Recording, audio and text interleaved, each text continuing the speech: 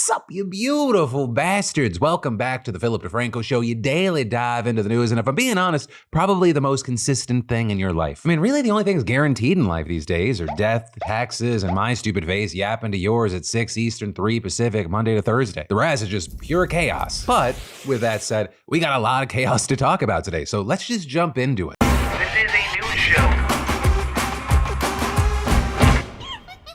You ever think about how, like, when you go under for surgery or any procedure, like, you have no idea what the doctors might be doing to your body? And I know that comes off paranoid, and I'm not gonna fight those allegations. I am, at the heart of all things, a paranoid, skeptical person. And, sometimes you see things that are simple but enormous, like amputating the wrong leg, removing the wrong organ, or operating on the wrong foot. Though other times it's more deliberate, like when a surgeon used a laser to burn his initials into a woman's transplanted liver. Or just even this creep who routinely peered under the surgical covers and gawked at patients' genitals while they were asleep. Or this plastic surgeon who posted an Instagram photo of a trans patient's removed penis, which he molded into a heart for Valentine's Day. Yes, I really just said that, and yes, that really happened. But also now, as it turns out, every once in a while you have to worry about not just what's gonna happen, but who's doing it. Which is exactly the case I want to talk about today, because there was this 33-year-old man in Austria who suffered serious head injuries during a forestry accident back in January, with him then getting flown to a university hospital for an emergency surgery, the kind of thing you don't want to fuck around with at all. And according to reports, I don't know if it was Bring Your Kid to Work Day,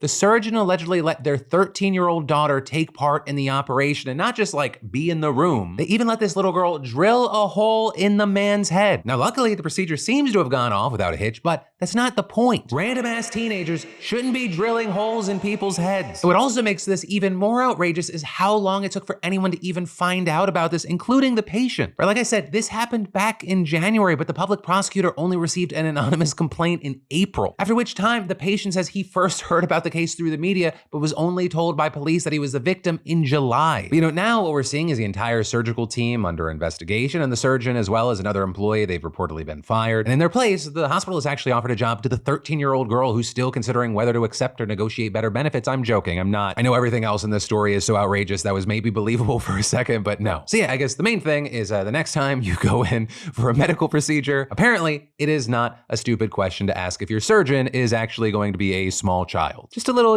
double check. And then in internet drama news, let's talk about this Alex Earl situation, who, if you don't know, is this massive influencer, has nearly 4 million followers on Instagram, over 7 million on TikTok. And she's kind of, not to be too dismissive, she's kind of just famous for being very attractive and doing rich people shit. And so of course that also means that she has a podcast. But the reason that she's in the news right now is that she's getting a ton of heat for racist comments that she made in the past. You see, for the last 2 years or so, screenshots have surfaced showing her using the N-word on Ask.fm in the summer of 2014. But they're using it multiple times while responding to questions on the platform. And while these screenshots have existed for a while, they really only started getting a ton of attention in the last 2 weeks. People then flooding her comment sections asking her to address the posts. You also had some even accusing her of trademarking and copywriting those posts to prevent them from being shared further. A claim that reportedly started on the Do We Know Them podcast, with the host claiming that they were contacted by Alex's lawyers. But then all of that leading to yesterday, where Alex apologized and addressed all of this on her Instagram story, writing, "I am taking accountability and want to make it clear that I was 13 years old and did not understand the deeply offensive meaning behind that word. That is no excuse for using that word in any context or at any age. That absolutely is not the way I speak or what I stand for." Then adding, "I am deeply sorry that my words have hurt many and have led people to believe that I have any prejudice in my heart. I promise you that could not be further from the truth." And also saying that she regrets how she handled this situation and thinks that it was wrong to stay silent and ignore the controversy for so long. And saying there that she was just unsure of what to do, and this is the advice that she was given, though she now only blames herself for not speaking out faster. And then in addition to that, she addressed the trademark claims, saying, "In the absence of my addressing this, my silence allowed others to fill the void with rumors that simply aren't true. One rumor in particular is that I tried to trademark my old post, which is absolutely ridiculous and untrue." So as far as, if this apology is working, it seems to be for some, but others less so. And with that, here's the only thing that I'll say, right? Because this is not a situation where this is an apology for me to accept or not. I don't know if you can tell. But all I ask, since we're dealing with the court of public opinion, is that you remain consistent. Right? If Alex Earl is one of your faves and you're like, this was 10 years ago, she was a child, we should forgive. Awesome, that is your personal position. I hope that you maintain that same energy when it deals with someone that you do not like. And same for the other side. If you look at Alex Earl and you're like, fuck her, just because she was 13 and it was 10 years ago, that's no excuse. I hope you have that same energy when something like this happens with one of your faves. Just be consistent or at least have that same energy. And I also say that understanding not every situation is the same, right? Some people have more obviously changed from who they were in the past than others. So you can never really know who a person is or what they really are because you're not them. So that's all I'll say on that note. But notably, this is not the only reason Alex Earle was in the headlines lately, because Rolling Stone just published a list of the most influential creators of 2024, and Alex was at the number 8 spot. In that article, it didn't dive into this controversy, but notably, she also wasn't the only person dealing with some backlash on the list, right? Because at number 3, you had Mr. Beast, with Rolling Stone loosely touching on the variety of allegations that he's currently facing, saying people debate the ethics and authenticity of his high production charitable feats, his all-encompassing platform, the impact he's had on his North Carolina hometown, and the working conditions on his shoots, which are currently under scrutiny. But his spot on the list, it primarily focused on his historic subscriber count and his philanthropic content. And as you'd expect, there were a ton of other big names on the list. Hassan Piker, Jake Shane, Keith Lee, Pokimane, Nara Smith, all making the list. And at the top spot, you had Kai, Sinet, and then Rhett and Ling taking home silver. As far as how Rolling Stone determined this list, the outlet said it kind of had to overall consider what power on the internet even is, explaining, we had to grapple with a highly subjective question. What does it mean to have influence? It's not just about who's getting sponsorships, it's about having people look up to you, follow and comment on your posts, engage with and share your content, and truly care what you have to say, for better or worse. And with that, saying that they asked creators from fashion to food to travel to nominate their favorites and also reviewed data from Creator IQ. But with all that said, I gotta ask, what are your thoughts here, whether it be the Rolling Stone list or Alex specifically? And then, this clip out of Arizona has drawn a ton of outrage online. So let's walk through it, right? So you have this mother named Rebecca Massey who is speaking during public comments at a surprise city council meeting, but they're specifically criticizing the salary of the city attorney. Mayor Skip Hall then interrupts her to tell her that she was violating a rule that prevents her from using her time at the podium to lodge complaints about city employees, and all of that leading to this interaction. That's all fine, well and good, but that's a violation of my First Amendment rights. So this is your warning, okay? A warning for what? A warning for attacking the city attorney personally. This is all factual information. It doesn't matter. You're violating my First Amendment rights. I could get up here and I could swear at you for 3 straight minutes, and it is protected speech by the Supreme Court. It is. No, you can't. Why don't you look at case law? No, you can't. I can. So if you want to be Also, the chair is engaged in debate, so point of order. Do you want to be escorted out of here? Do you want to be escorted out of here? You're violating my First Amendment rights. Talking. You are violating my First Amendment rights. That's your opinion. Right, and Rebecca then acknowledges that yes, she did sign onto a form with the rules, but she said that the rules, they weren't constitutional. And then you had Mayor Hall ordering her off the floor. Chief, could you have somebody come down here and escort Ms. Massey out of Really, this is that necessary? chamber?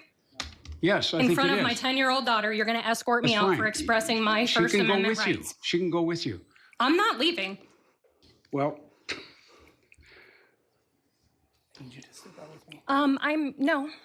I'm expressing my first. Do not touch me. And so she continues to resist as an officer cuffs her and removes her. She's trying to tell him not to touch her and asks what charges she's being detained for. He then forces her out and she leaves the frame of the video. Now with this, reports say that she was cited for criminal trespassing. And of course, we've seen that clip garner a ton of backlash. With tons of people seeing that and saying that America is becoming a fascist state and claiming that the rules she was accused of violating shouldn't exist as it violates free speech. And others adding the most power-hungry people in the world are in your local governments. Don't really care what her political opinions are. We shouldn't be arresting citizens for criticizing government officials. End of story. You even had the mayor-elect of Surprise issuing a statement condemning the situation, writing, as Americans, our right to free speech is fundamental, especially when it comes to holding our government accountable. What happened to Rebecca Massey is unacceptable. No citizen should ever be arrested for voicing their concerns, especially in a forum specifically designed for public input. And now some even expect legal action to be taken, with the Foundation for Individual Rights and Expression sharing the video of the arrest in writing. City of Surprise, we'll see you in court. And so for now, we'll have to see where this goes, if a lawsuit gets filed, and then what comes from it. And then we just got a bombshell or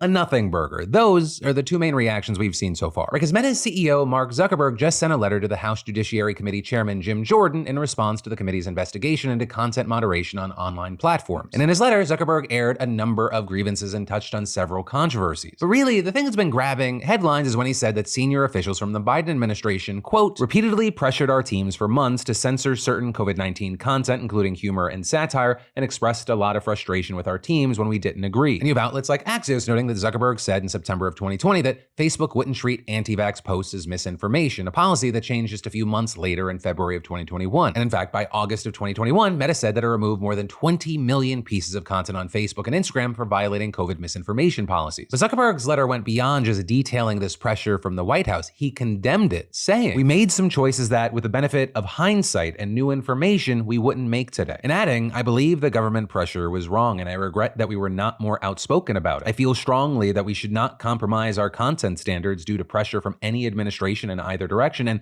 we're ready to push back if something like this happens again." With Zuckerberg then going on to say that he regretted hiding content related to the New York Post coverage on Hunter Biden ahead of the 2020 election, which the FBI said may have been rooted in a Russian disinformation operation, and Zuckerberg added, "It's since been made clear that the reporting was not Russian disinformation, and in retrospect, we shouldn't have demoted the story." With him adding there that Meta has since changed its policies and processes to ensure that that situation doesn't happen again. So now with this, we've seen Republicans on the committee celebrating this letter, calling it a, quote, big win for free speech. But then on the other side, you have the White House holding their ground and defending their approach to COVID misinformation, saying in a statement, "When confronted with a deadly pandemic, this administration encouraged responsible actions to protect public health and safety. Our position has been clear and consistent. We believe tech companies and other private actors should take into account the effects their actions have on the American people while making independent choices about the information they present." Right, and it's the last part of that last sentence that has some saying this is a nothing burger, with people claiming that this is Zuckerberg just trying to shield himself and throw someone else under the bus. Because as places like the Washington Post wrote, Zuckerberg also said Meta's content moderation actions were its own and not the result of government compulsion, a characterization consistent with the Supreme Court's ruling that the plaintiffs failed to show a direct connection between government pressure and the removal of their posts. Or with Zuckerberg even writing, "We own our decision." But with all that said, I gotta pass the question off to you. What are your thoughts here? And then, did you know that your metabolism is at the center of everything your body does? Optimal metabolic health translates to a bunch of benefits, including improved energy levels, better fitness results, better sleep, easier weight management, and more. And thanks to our sponsor, Lumen, you just breathe into this device first thing in the morning, and you'll know what's going on with your metabolism, whether you're mostly burning fats or carbs. And then get this, Lumen gives you recommendations for a personalized nutrition plan to improve your metabolic health. You can breathe into it before and after workouts and meals to know exactly what's happening in your body in real time. And Lumen gives you tips to keep you on top of your health game. And personally, I've used it before hikes or runs to see if my energy level needed a boost with a quick banana or something. No kidding. Sometimes I need it, sometimes I don't. And especially as now I'm training for my first half marathon, it's great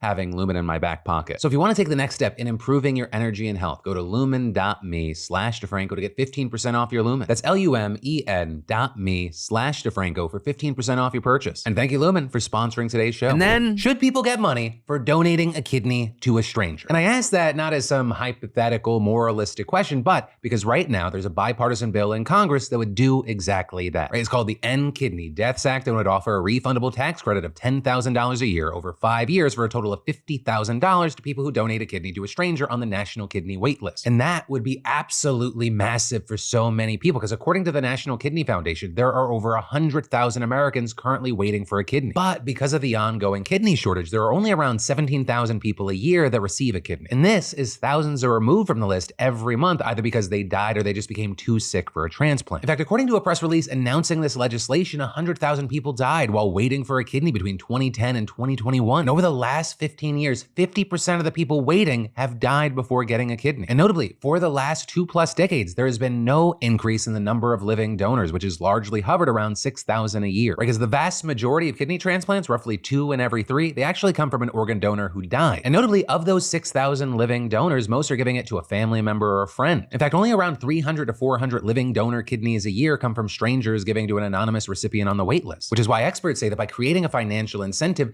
thousands more will step forward every year to donate a kidney to someone on the list. With the Congress members who introduced the bill saying that if enacted, the proposal is expected to save up to 100,000 Americans currently on the wait list. But also, notably, they say that this won't just save lives, with the lawmakers claiming this legislation would actually save an estimated $10 to $37 billion in taxpayer funds. Right? And that's because Medicare picks up the tab for most patients with kidney failure, and that includes dialysis, which if you don't know is the main course of treatment for people who need a new kidney to live. And the key thing there is that in addition to just it being a miserable experience for the person person. It's also insanely expensive, costing Medicare more than $50 billion each year. So increasing the number of kidney recipients would actually result in major savings, especially because kidney transplants from living donors, those can last up to 20 years, which is nearly twice as long as those from deceased donors. Now, with all that said, on the other side of this, you have opponents of the End Kidney Deaths Act saying, hey, this is essentially amounting to letting people sell their organs, which has questionable moral implications and could create a slippery slope. With Alexander Caprone, a professor emeritus of healthcare, law, policy, and ethics at the University of Southern California, saying, I think the act would not increase organ availability. When something goes from being something which people give to being something that is bought, the givers stop giving. With this, going on to say that he's also worried that this program could undercut global efforts to stop illicit organ trade. Adding, I think it would be irresponsible of us to ignore the spillover effect. If the United States allowed payments, the countries where people are trying very hard and succeeding very well in stopping illicit organ trade, the Philippines, Pakistan, India, Turkey,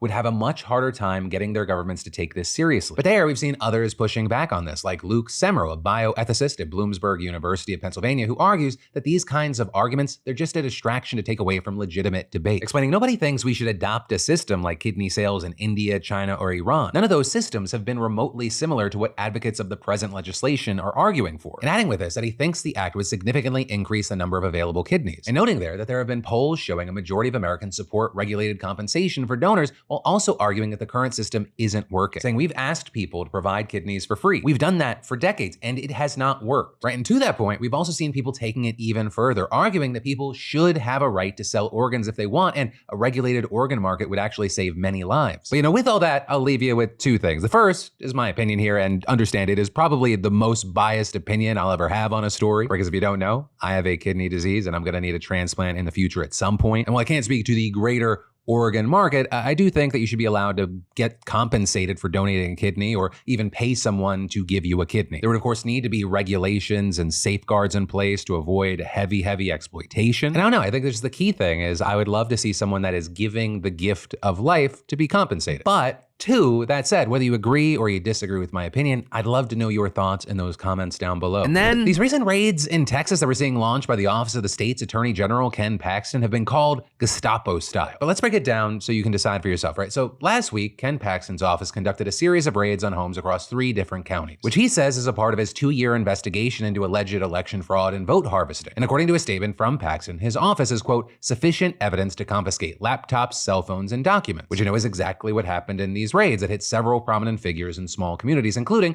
a local mayor, a city council member, and a Democratic candidate for the state legislature. And notably, several of those targeted were members of the League of United Latin American Citizens, or LULAC, which is the oldest Latino civil rights organization in the country, with one of those members being Lydia Martinez, an 87-year-old woman living in San Antonio who has been a part of LULAC for over 3 decades. And there, she has long worked to expand voter registration to seniors and veterans in South Texas. And according to Martinez, a group of 9 armed men and women knocked on her door early last Tuesday with a search warrant in hand. She then asked to change out of her nightgown, but was instead told to just sit in the dining area where she answered questions while the agents rummaged through her house for 4 hours, with her then reportedly made to stand outside for another half hour, still in her nightgown, while the agents searched her dining area. With Martinez saying they searched everything, my underwear, my brassieres, my nightgowns, everything. They went into my garage, they opened up my car, they went through my whole car, my whole garage, my refrigerator, my kitchen, cabinets, everything. And adding, it was horrible, Gestapo style. I thought we lived in a free country, not Russia. With the agents then reportedly carrying off her appointment book, cell phone, laptop, blank voter registration cards, and her certification for completing a voter registration course. And so now with all this, LULAC has sent a letter to the Department of Justice asking them to investigate Paxton's office for Voting Rights Act violation, with their president and CEO together writing in the letter, we believe that his conduct constitutes a direct attempt to suppress the Latino vote through intimidation and harassment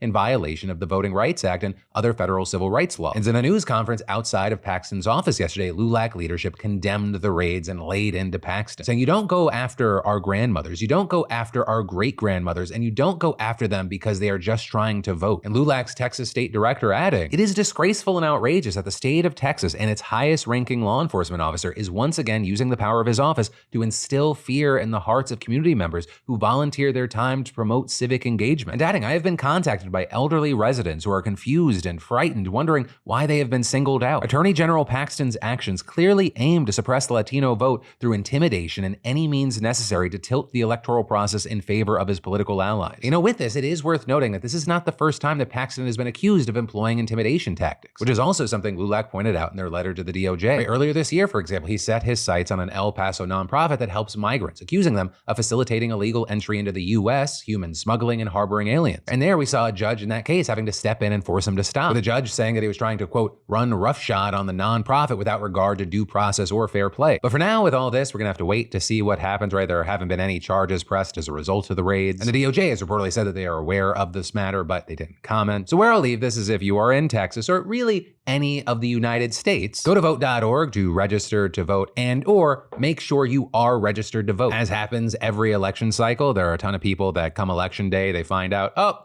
turns out I got kicked off the voter rolls or I wasn't registered the right way. I mean, even in Texas specifically here, Governor Abbott said on Monday that 1 million people were kicked off of the voter rolls. And unfortunately, every year there's no shortage of stories of people that say they should not have been kicked off. So just double check. And while you're there, you can even set reminders for yourself, see what other things specifically you're gonna vote for. Because remember, it's not just a national election, there's a lot of local stuff. And while there's a lot of people, some even in the government, that wanna make it very hard for people to vote, there are a lot of services out there like vote.org that make it much easier to follow through. And then pretty much every job field out there right now is at the very least dabbling with or fully embracing AI right now. And something that we're starting to see all over the country is that a growing number of police departments have started using AI chatbots to write the first draft of their crime reports, and doing so by analyzing audio captured on their body cameras during the incident in question. With many of the officers who have tried this new experiment totally thrilled with all the time that it saved them. Well, right now, there are a few different systems out there. One of the main products being used is one that's built with the same technology as ChatGPT and sold by the company Axon, which may sound familiar because of course they're famous for developing the Taser and being a main US supplier of body cameras. And although Axon won't say how many police departments are using this technology, experts and police officials say that they expect AI-generated reports to become even more common in the coming months and years, especially because the company has such deep relationships with so many departments that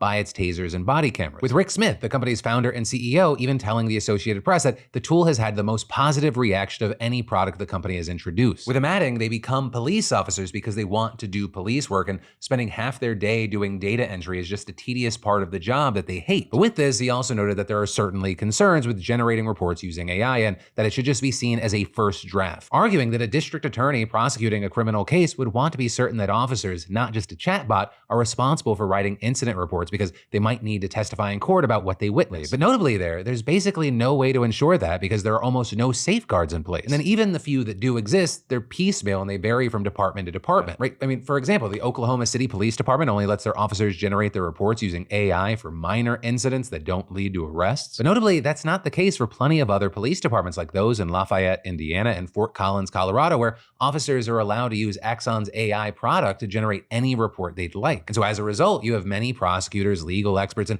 other advocates raising concerns about AI chatbots being used to generate such important documents that play a key role in determining who gets prosecuted or imprisoned, especially because those police reports are sometimes the only testimony a judge actually sees, especially for misdemeanor crimes. And so we're seeing things like a community activist in Oklahoma City calling the tool deeply troubling, and they're specifically pointing to the widespread, long-standing concerns about racial bias in AI and arguing the fact that the technology is being used by the same company that provides tasers to the department is alarming enough, and adding that automating reports will, quote, ease the police's ability to harass, surveil, and inflict violence on community members. While making the cops' job easier, it makes Black and brown people's lives harder. We also saw legal scholar Andrew Ferguson noting that while human-generated police reports do have flaws, it's unclear if AI is more reliable, saying there that in general, there needs to be more public discussion about the potential benefits and harms of these products before police just go out there and they start using them widely without really telling anyone. Specifically, pointing to the fact that the large language models behind AI chatbots are inclined to just make up false information called a hallucination in the AI world, right? Meaning that these chatbots could just easily add falsehoods that are convincing and hard to notice in the police reports that they generate. With Ferguson also adding, I am concerned that automation and the ease of the technology would cause police officers to be sort of less careful with their writing, right? And beyond all the specifics here, this also just renews a much broader debate about the growing use of various AI technologies in policing and the host of privacy and civil rights concerns that it raises. Which is why with all this, I gotta ask you, what do you make of all this? And then, all right, so let's keep it simple. The better your blood flows, the better you are, right? Makes sense. And heart disease is way more common than you may think. And doing all we can to sustain a healthy heart should be a high priority. And thanks to today's sponsor, Superbeats Heart Chews, they have science backing them up. Paired with a healthy lifestyle, the antioxidants in Superbeats are clinically shown to be nearly 2 times more effective at promoting normal blood pressure than a healthy lifestyle alone. Taking just 2 tasty chews a day can give you daily blood pressure support while promoting heart health energy without the stimulants, so, without the crash. There's no pills to swallow, no ingredients to mix or prepare, and no artificial sweeteners or colors. And Superbeats is the #1 doctor, pharmacist, and cardiologist recommended beet brand for cardiovascular health support. And they have over 80,000 5-star reviews. And Superbeat chews, they really do taste good, and they make it easier for me to confidently maintain heart health matters, especially since they're small. I can take them on the go for travel or whatever, and it just couldn't be easier. So double your potential with Superbeats Heart Chews and get a free 30-day supply of Superbeats Heart Chews on all bundles and 15% off your first order by going to getsuperbeets.com and use code DeFranco. That's getsuperbeets.com, code DeFranco. And then in 20 years, 1 million people will be living on Mars. That is, at least according to Elon Musk. But also, here's the thing, whether that's a pipe dream or a possible reality, that may not matter, because the consequences could very well be the same. And that's because launching rockets at anything like the scale that would be required to fulfill Musk's vision, or even just attempt it, that could mean altering our atmosphere and affecting our planet in ways that we still don't fully understand. And so ultimately, the effort to make sure humans have a new place to live in case something happens to Earth, it could actually be the thing that makes the Earth a worse place to live in. Some saying that means that Musk's mission to Mars, it may just be bringing us closer to the future that it claims to be protecting us from. But with all that, right, the first thing that you should know is that while Musk is in the headlines for a lot of reasons, the thing that seems to drive him more than anything is making humanity a multi-planetary species. In fact, he's actually publicly claimed that he only accumulates assets, including a controversial $47 billion Tesla pay package this year to fund his plans for Mars. In fact, he has straight up testified to that in court. And this whole idea, it goes back to when he was 10 years old and he read Isaac Asimov's 1951 science fiction novel, Foundation. Right, that's a book about a man who travels to a faraway planet to try and preserve human knowledge and civilization from the fall of an interstellar empire. And it's also a book that Musk talks about all the time. With him telling Rolling Stone in 2017, the lesson I drew from that is you should try to take the set of actions that are likely to prolong civilization, minimize the probability of a dark age, and reduce the length of a dark age if there is one. With him then going on to say things like, there's high urgency to making life multi-planetary. We've got to do it while civilization is so strong. And whatever your feelings about him, and I have some, he has seemingly pursued this goal with remarkable consistency. In fact, that mission has actually driven nearly every business venture he's undertaken on Earth. And I'm not just talking about SpaceX. Take Twitter, for example. Musk reportedly told people that he bought the platform to help test how a citizen-led government that rules by consensus might work on Mars. And then there's the Boring Company. Right? That's a Musk company that provides tunnel construction services here on Earth. But apparently, it was really started, at least in part, to develop equipment to drill under Mars's surface. In fact, they even sell Tunnel Mars t-shirts online. And Tesla? Musk has said that he envisions people on the planet will drive a version of the company's steel-paneled Cybertrucks. And there's also the possibility that Tesla-built solar panels are what Musk intends to use to heat homes and create energy on Mars, at least according to people familiar with his plans. And then also, going back to SpaceX, it's not just the rockets. The company has reportedly partnered with a plant-based alternative meat company not only to provide food in its cafeterias, but also to test the products as a possible protein source for Mars. But of course, also, yes, the rockets are the big thing. And with that, SpaceX's Starship, right, the spacecraft meant to ferry astronauts to the moon and Mars, it recently survived a re-entry into Earth's atmosphere for the first time. And all of this as Musk has significantly moved up his timeline for settling Mars, with it being just this year that he started making that claim about 1 million people living on Mars in 20 years. Whereas, in the past, he said it would take 40 to 100 years to have a self-sustaining civilization on the planet. And notably there, that 20-year target, it's roughly the same timeline NASA has set for what it's called the audacious goal of just getting anyone there at all. And so with all that, of course, there are massive questions about whether or not Musk is just full of shit, with even his own employees expressing their doubts about his timeline, with some even suggesting that it was about competing with fellow space-savvy billionaire Jeff Bezos. But either way, there is a reason to believe that he is serious, right? Because this year he has reportedly started asking SpaceX employees to start thinking more concretely about the specific details of a future Martian city. He has one team coming up with plans for small dome habitats, including the materials that could be used to build them. Then another is working on spacesuits to deal with Mars's unforgiving environment. There's a medical team researching whether humans can have children there. And Musk himself has even allegedly volunteered his sperm to help seed a colony, which, yes, it does sound like the most Elon Musk thing, but also I should say that Musk has denied that. But in any case, right, the point of all that is to say that Musk's mind seems to be made up, with him having decided he is willing to do whatever it's going to take. While he believes that it will benefit the human race, it's also all of humanity that may have to bear the cost of his decision if he's wrong. Because on the surface, the amount of greenhouse gas emissions from spaceflight, it's pretty negligible. The percentage of fossil fuels burned by the space industry, it's only about 1% of that burned by conventional aviation. And then even there, aviation only makes up around 2% of overall global emissions. But notably, the deeper truth is more complicated. And that's because emissions from spaceflight are in some ways more harmful than an equivalent amount of emission from some other sector. And with that, scientists are especially worried about soot released from rockets rockets collecting in the lower layer of the middle atmosphere, or the layer called the stratosphere. Notably, it's home to the ozone layer, or the thing shielding us from the sun's harmful ultraviolet radiation, and it is extremely sensitive. I mean, if you're old enough, you might even remember being told that you are destroying the ozone layer by using hairspray. Look at the size of that aerosol abomination. I've got to stop it before it depletes the ozone layer and everyone gets a nasty sunburn. Which, by the way, it did not just magically change. Thankfully, there was this little treaty called the Montreal Protocol that successfully set limits on chemicals known to harm the ozone layer, or like those that used to be found in hairspray that aren't there anymore. With all of that being a fantastic example of the world coming together to deal with an atmospheric emergency. But in any case, right, the Montreal Protocol unfortunately did not address rocket emissions or satellites. And the impacts from the soot that I mentioned, it's potentially massive. In fact, in a paper published in 2022, soot from rockets was shown to be nearly 500 times as efficient at heating the atmosphere as soot released from sources like airplanes closer to the surface. And so with that, we have Eloise Moraes, one of the authors of the paper, telling the New York Times, that means that as we start to grow the space industry and launch more rockets, we are going to start seeing that effect magnify very quickly. And actually, to that point, another study published in 2022 found that if the rate of rocket launches increased by just a factor of 10, their emissions could cause temperatures in parts of the stratosphere to rise as much as 2 degrees Celsius. And that is a level of warming that could begin to degrade the ozone over most of North America, all of Europe, and a big chunk of Asia. And to be clear with that, the idea that the rate of rocket launches could increase by a factor of 10, it's not all that far-fetched. If anything, it could actually be a conservative prediction. I mean, in just the past few years, for example, the number of rocket launches has spiked as commercial companies and government agencies have launched thousands of satellites into low Earth orbit. And notably there, SpaceX is leading the way, with the company in 2023 launching nearly 100 rockets on its own, and in 2024, it's reportedly aiming to launch nearly 150. And with that, right now, those launches are mostly to build the company's Starlink satellite constellation, which is basically supposed to provide high-speed internet to the entire world. But of course, notably, like most things SpaceX does, it's also about getting ready for life on Mars, with Musk actually saying that the key to funding his Mars vision being the Starlink satellite project. And then beyond that, SpaceX has won funding from NASA to look into adapting its Starlink satellites for use in a Martian communication network. And a big key thing with that is that many satellites have a lifetime of 5 to 15 years. So with that, you'll have to replace these satellites, meaning more rockets, more emissions, more soot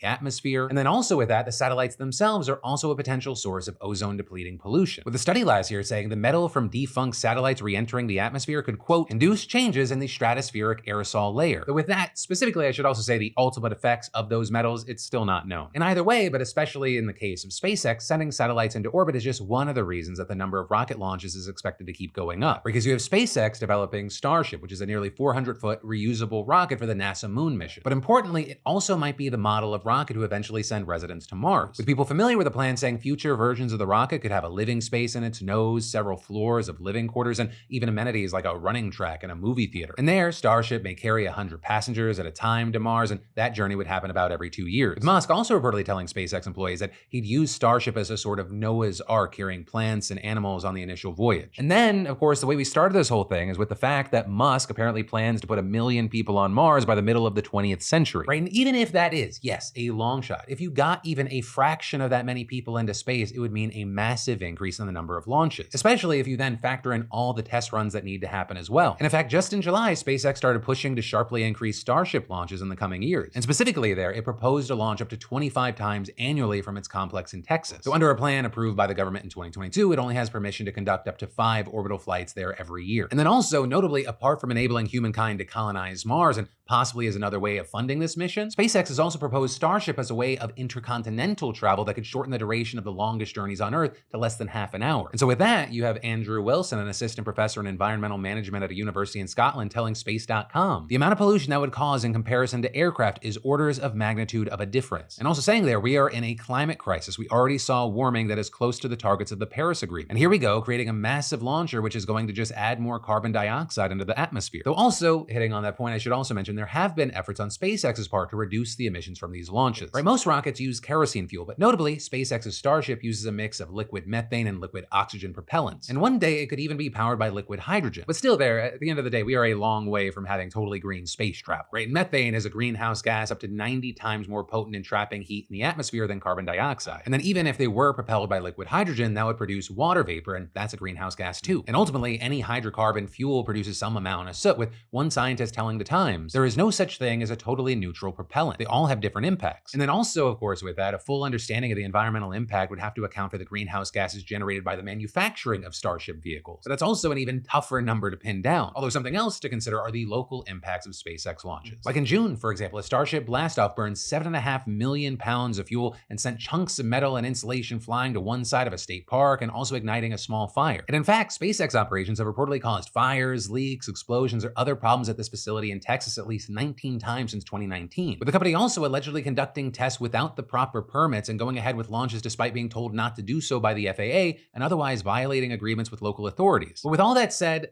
I gotta pass a question off to you. What are your thoughts with all this? And if possible, try to give me your opinion without thinking about Musk's politics or your feelings outside of this situation. But that, my friends, is the end of your Tuesday evening, Wednesday morning dive into the news. And I can already tell we're gonna have a big show tomorrow, so I just wanna say I love yo faces, and I'll see you then.